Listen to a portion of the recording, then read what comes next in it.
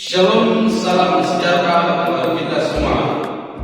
Kali ini kami dari kelompok 7, saya Heribertus Mia dan saya Alsimus Lerki dan saya Laurentius Bos akan menjelaskan materi kami yang berjudul Etika dalam Komunikasi.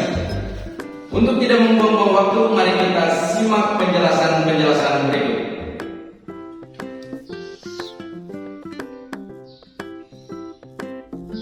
Dalam menggunakan media komunikasi sosial terdapat hal positif dan negatif. Kebaikan dan kejahatan berasal dari cara bagaimana orang menggunakan media komunikasi tersebut. Seringkali kita mengatakan bahwa media menjadikan ini atau itu. Media bukan kekuatan buta dari kodrat yang di luar kontrol manusia. Tindakan-tindakan dalam berkomunikasi juga sering menimbulkan akibat-akibat yang tidak diinginkan. Tetapi manusialah yang memilih dan menggunakannya untuk maksud baik atau maksud yang tidak baik, dengan cara baik atau cara yang tidak baik. Dampak dari komunikasi sosial adalah orang berhubungan dengan orang lain serta dengan peristiwa-peristiwa, membentuk mereka serta nilai-nilai yang mereka anut. Mereka tidak hanya menerima dan meneruskan informasi dan gagasan lewat alat-alat media, tetapi mengalami sebagai suatu pengalaman bermedia. Gereja mempunyai alasan mengapa berminat terhadap sarana komunikasi sosial. Dilihat dari sudut pandang cahaya iman, sejarah komunikasi manusia dilihat sebagai suatu perjalanan panjang dari Babel yang merupakan tempat dan simbol dari runtuhnya komunikasi hingga ke Pentakosta dan karunia bahasa-bahasa.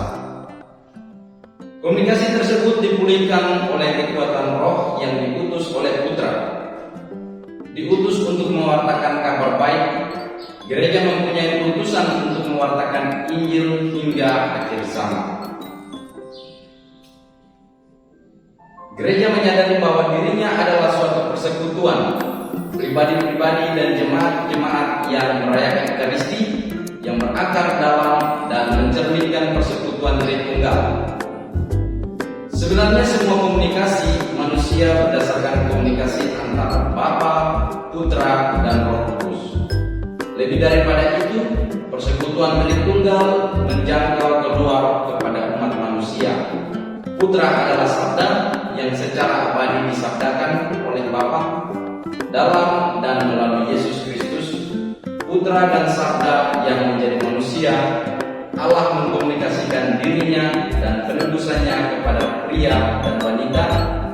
Allah berulang kali dan dalam berbagai cara berbicara kepada nenek moyang kita dengan perantaraan para nabi-nabi. Maka pada akhir zaman ini Ia telah berbicara kepada kita dengan perantaraan putranya. Poin pertama adalah komunikasi sosial yang mengabdi pribadi manusia. Dalam konstitusi pastoral tentang gereja dalam dunia modern, instruksi pastoral mengenai komunikasi sosial Communio et Progressio memperjelas bahwa media dipanggil untuk mengabdi martabat manusia dengan membantu orang-orang hidup dengan baik dan berfungsi sebagai pribadi-pribadi dalam komunitas. Komunikasi memiliki kekuatan yang dapat memajukan kebahagiaan manusia dan pemenuhannya yang meliputi manfaat ekonomis, politis, budaya, pendidikan, dan manfaat keagamaan. Pertama, manfaat ekonomi. Pasar bukanlah suatu norma moralitas atau salah satu sumber nilai moral, dan ekonomi pasar dapat disalahgunakan. Tetapi pasar dapat mengabdi pribadi manusia. Di sini media memainkan peranan yang penting dalam ekonomi pasar. Komunikasi sosial mendukung banyak hal seperti bisnis dan perdagangan, pertumbuhan ekonomi, pekerjaan, dan kemakmuran, mendorong untuk diadakan perbaikan kualitas dari barang-barang yang ada dan jasa yang ada, serta mengembangkan barang dan jasa yang baru. politis. Komunikasi sosial memudahkan masyarakat untuk berpartisipasi sebagai warga negara yang telah mendapat informasi dan mengambil bagian dalam proses politik. Media memberikan informasi mengenai persoalan-persoalan dan peristiwa-peristiwa, para pemegang kekuasaan serta para calon pejabat. Media juga sangat memungkinkan para pemimpin berkomunikasi dengan masyarakat umum secara cepat dan langsung mengenai masalah-masalah yang mendesak. Media merupakan alat yang penting untuk pertanggungjawaban, menyoroti ketidakmampuan, korupsi, dan penyalahgunaan kepercayaan. Sementara itu juga meminta perhatian akan tuntutan kompetensi, semangat pengabdian pada masyarakat, serta dedikasi pada kewajiban. Yang ketiga, manfaat budaya. Alat komunikasi sosial memberi kemungkinan kepada orang-orang untuk menikmati kesusastraan, drama, musik, dan karya seni. Media juga memajukan perkembangan manusia dalam bidang pengetahuan dan kebijaksanaan serta keindahan. Yang keempat, manfaat pendidikan. Media merupakan alat pendidikan yang penting dalam konteks dari sekolahan hingga ke tempat kerja serta pada banyak tahapan hidup manusia. Misalnya anak-anak prasekolah pada dasar-dasar membaca dan menghitung dijelaskan melalui media. Kaum muda yang mencari keahlian atau gelar, orang-orang tua yang mencari ilmu pengetahuan baru dalam usia lanjut mereka. Hal-hal semacam ini dan hal lain dapat dijangkau dengan melalui media, sehingga mereka mendapatkan sumber-sumber pendidikan yang lengkap, kaya, dan selalu berkembang. Yang kelima, manfaat keagamaan. Kehidupan keagamaan dari banyak orang sangatlah diperkaya lewat media. Media membawa berita-berita dan informasi mengenai peristiwa-peristiwa keagamaan, gagasan-gagasan keagamaan, dan tokoh-tokoh agama. Media juga merupakan alat untuk evangelisasi dan katekese.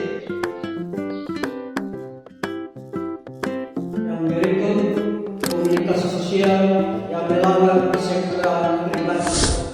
Yang pertama, komunikasi. Komunikasi adalah media yang dapat digunakan untuk memutuskan komunikasi dan merugikan kesetaraan pribadi seutuhnya. Misalnya, dengan mengucilkan orang lain atau teman lain dan mengasingkan mereka, menarik mereka ke dalam komunitas yang rusak, nilai-nilai yang merusak. Tindakan seperti inilah memupuk permusuhan dan konflik, mengutuk orang lain seakan-akan dia sudah benar, dan akhirnya menciptakan mentalitas sementara tidak mengakui apa yang meningkatkan dan meluhurkan dari komunikasi ini. Yang kedua, ekonomi. Ekonomi adalah media yang juga kadang digunakan untuk mendukung sistem ekonomi yang bersifat ekonomis semata-mata. Dia melihat keuntungan serta aturan pasar sebagai satu-satunya ukuran, sehingga memberikan martabat dan sikap hormat yang diberikan kepada individu dan orang lain. Yang ketiga, politik.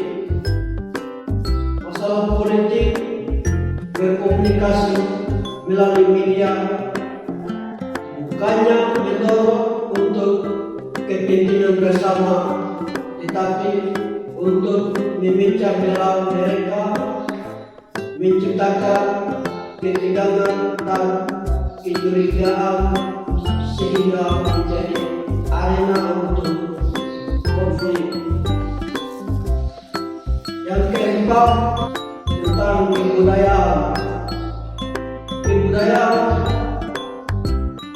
adalah komunikasi antara lintas budaya sangat diharapkan.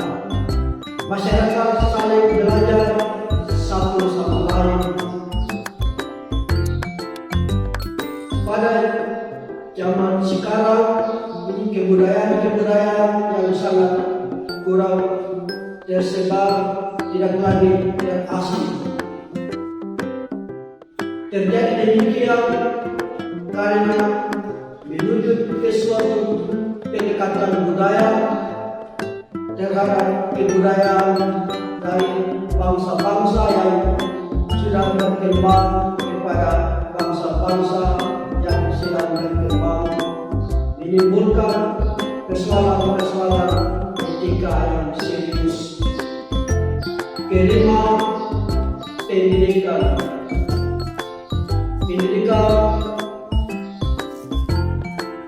adalah media yang dapat menyelesaikan perhatian orang, menyebabkan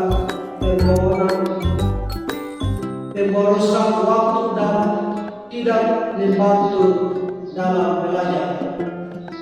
Artinya bahwa media adalah alat komunikasi untuk membantu manusia dalam hal belajar agar menjadi bahan pengetahuan, namun bukannya itu yang dimaksud, melainkan waktu yang ada justru gunakan untuk yang lain.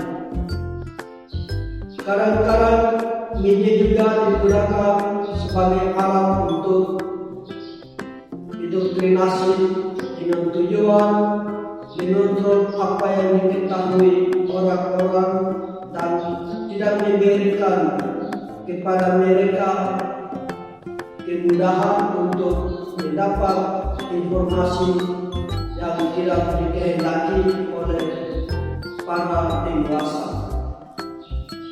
Ini merupakan penyelewengan dari pendidikan yang sesungguhnya yang berusaha untuk memperluas pengetahuan serta membantu mencapai tujuan yang mulia. Keenam, keagamaan. Dalam hubungan antara komunikasi sosial dan agama ada godaan pada kedua belah pihak. Pada sisi media tidak menunjukkan atau mengakui ide-ide keagamaan dan pengalaman keagamaan. Memperlakukan agama dengan salah pengertian atau malah penghinaan sebagai suatu objek dari rasa ingin tahu yang tidak perlu diberi perhatian yang serius. Media pada zaman sekarang mencerminkan keadaan kerohanian manusia yang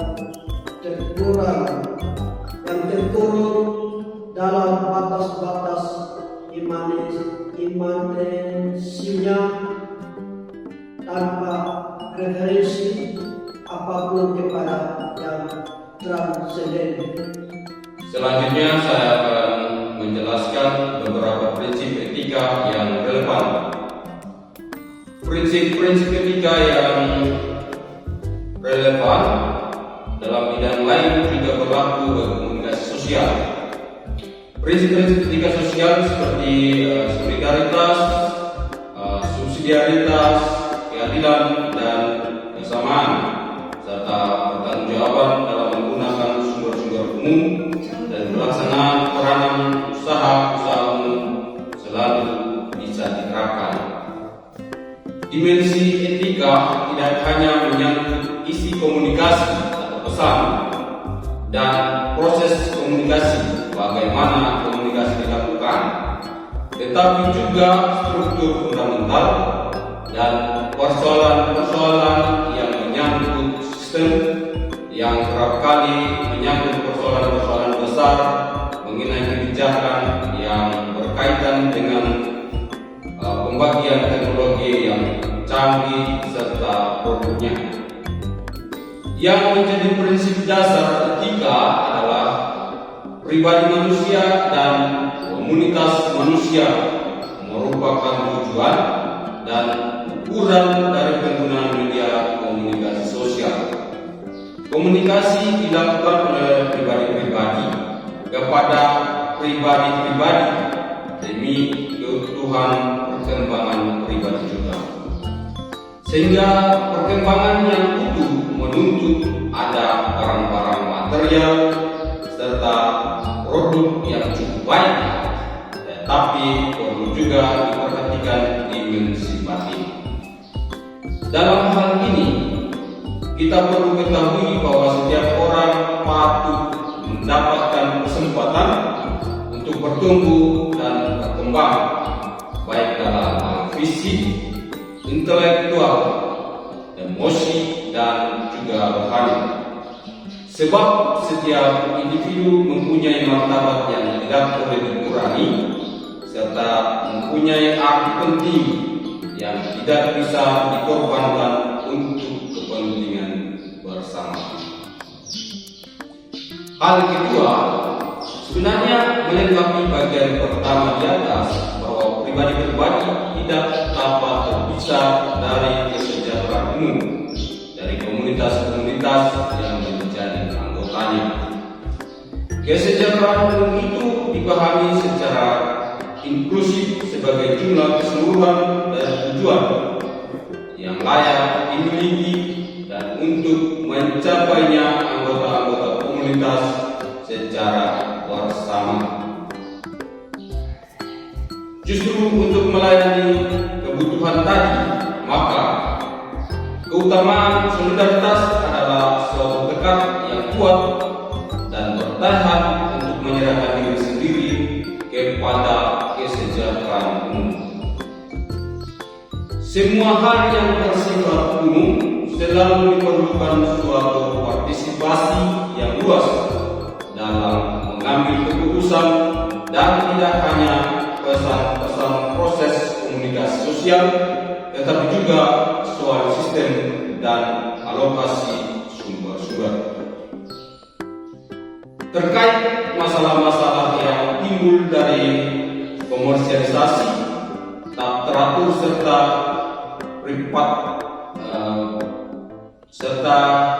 privatisasi tidaklah terletak dalam penguasaan media oleh negara, tetapi lebih dalam pengaturan menurut kriteria pelayanan umum dan pertanggungjawaban yang besar terhadap masyarakat.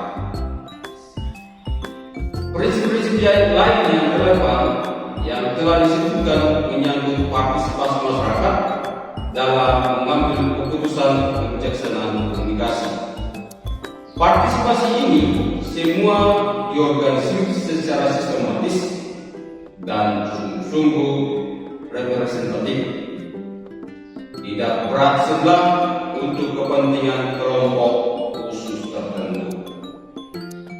Demi untuk partisipasi umum, para komunikator harus berusaha untuk berkomunikasi dengan orang-orang dan tidak hanya berbicara kepada mereka. Ini mencari pelajar mengenai kebutuhan orang-orang, menyadari perjuangan mereka, dan menyajikan segala bentuk komunikasi dengan kepekaan yang dituntut oleh martabat manusia. Demi membangun bermedia yang baik dan benar, salah satu alternatif yang sering kita jumpai secara formal adalah pendidikan melalui sekolah-sekolah. Sehingga melalui pendidikan di sekolah, diajar dan diarahkan untuk tumbuh sebagai pribadi dan berkembang dengan memperhatikan etika bermedia yang sehat dan benar. Dengan cara yang sama, orang tua juga mengajarkan kewajiban serius untuk membantu anak-anak mereka bagaimana menilai dan menggunakan media dengan menggunakan hati nurani dengan baik. Di samping memajukan pendidikan bermedia, lembaga-lembaga perwakilan juga mempunyai sejumlah program dari sisi gereja, juga mempunyai tanggung jawab lain yang penting sehubungan dengan komunikasi sosial. Komunikasi sosial dari gereja terdapat berbagai macam bentuk, misalnya mencerminkan standar yang tinggi dari kebenaran, pertanggungjawaban, kepekaan terhadap hak manusia, serta prinsip-prinsip dan juga norma-norma lain yang relevan. Di samping itu, gereja juga mempunyai media komunikasi yang dimaksudkan agar melaluinya bisa dapat memediakan atau mengkomunikasikan kepenuhan kebenaran mengenai arti hidup manusia itu sendiri. Terlebih, mengkomunikasikan apa yang termuat dalam kitab suci, sehingga dalam hal komunikasi dan bermedia sosial, gereja diharapkan memperhatikan etika komunikasi dan media sosial, misalnya bersikap jujur dan lurus bersama dengan wartawan atau siapapun yang membangun komunikasi dengan mereka. Gereja berkomunikasi baik secara langsung ataupun juga melalui media haruslah dilakukan dengan sikap hormat terhadap kebenaran yang diwahyukan dan yang diajarkan oleh gereja, juga sikap hormat terhadap hak gereja lain. Jadi tidak hanya berpusat pada apa yang bersifat intern, tetapi juga memberi rasa hormat terhadap yang lain yang di luar dari gerejanya. Berikut adalah kesimpulan. Kita melihat sarana komunikasi memiliki kekuasaan yang luar biasa besar, tetapi sarana komunikasi adalah hanya merupakan media yang mana bisa digunakan secara baik dan juga bisa digunakan secara buruk. Maka kedua pilihan tersebut tergantung pada kita atau para pengguna. Media tidak membutuhkan etika baru, tetapi media membutuhkan peranan dari prinsip-prinsip yang ada pada keadaan yang baru. Hal itu merupakan peranan manusia untuk memilah dalam menggunakan media tersebut. Seperti halnya di atas, bahwa alat-alat media komunikasi sosial bisa saja untuk memisahkan dan juga mengasingkan. Dalam faktanya memang ada keuntungan real yang efektif melalui media tersebut. Namun, kebenaran dan keadilan serta kekayaan maupun penghormatan terhadap hak asasi manusia tentu semua tidak menjamin secara baik. Ada juga hal yang menjadi penghalang dan menimbulkan sejumlah aspek yang mempersoalkan, baik itu terhadap individu-individu dan juga kelompok-kelompok atau juga organisasi-organisasi yang ada. Maka dikatakan bahwa dalam keadaan yang baik, komunikasi manusia mempunyai keterbatasan yang serius, menjadi lebih kurang sempurna, dan ada dalam bahaya mengalami kegagalan. Karena berat bagi orang untuk berkomunikasi secara jujur satu terhadap yang lain. Faktanya, dalam dunia media komunikasi, kesulitan tingkat kesulitan kerap kali besar oleh ideologi, oleh keinginan mencari untung dan kontrol di berbagai bidang, misalnya di bidang politik, persaingan kelompok, sosial dan individu dengan berbagai macam kepentingan. Menghadapi krisis semacam itu, gereja berdiri sebagai seorang ahli dalam kemanusiaan. Karena pada situasi seperti ini, gereja tidak tampil bersifat individu, tetapi juga berdiri mewakili kelompok. Komunikasi Kristiani secara khusus berperan hadir sebagai nabi dalam suatu pemerintahan untuk berbicara membantah yang tidak benar dan sifatnya materialisme, hedonisme, sikap konsumtif, nasionalisme yang sempit dan lain sebagainya. Seutuhnya gereja melihat Yesus sebagai figur yang bersifat komunikatif yang membela keutuhan moral. Dengan demikian, gereja sebagai pengikut Yesus haruslah mengutamakan moral demi kepentingan diri dan juga sesama yang lain. Karena itu, buanglah dusta dan katakanlah yang benar. Karena kita adalah sesama anggota dari satu tubuh. Oleh sebab itu, berbicara mengenai kebenaran tentang hidup manusia dan kebenaran yang telah, sedang, dan yang akan datang tetap merupakan inti dari etika dalam media. Terima kasih. Sekian presentasi dari kelompok kami. Semoga video ini bermanfaat bagi kita semua dan kita semua semakin bijak dalam menggunakan media komunikasi. Dan jangan lupa subscribe, like, komen, dan share.